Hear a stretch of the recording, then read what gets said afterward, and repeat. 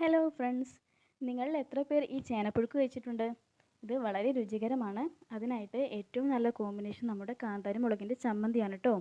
അതുണ്ടാക്കാനായിട്ട് ഞാൻ കുറച്ച് കൊച്ചുള്ളി എടുത്തിട്ടുണ്ട്. അതുപോലെ നമ്മുടെ മെയിൻ ഇൻഗ്രീഡിയൻ്റ് ആയിട്ടുള്ള കാന്താരി മുളകും ഉപ്പും കൂടെ ഇതുപോലെ ഒരു കല്ലിലിട്ടിട്ട് നമ്മൾ നന്നായിട്ടൊന്ന് ചതച്ചെടുക്കാൻ പോവുകയാണ് കേട്ടോ.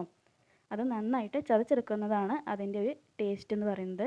അത് നമ്മൾ മിക്സിയിലൊന്നും ഇട്ട് അരയ്ക്കേണ്ടതൊന്നുമില്ല കേട്ടോ.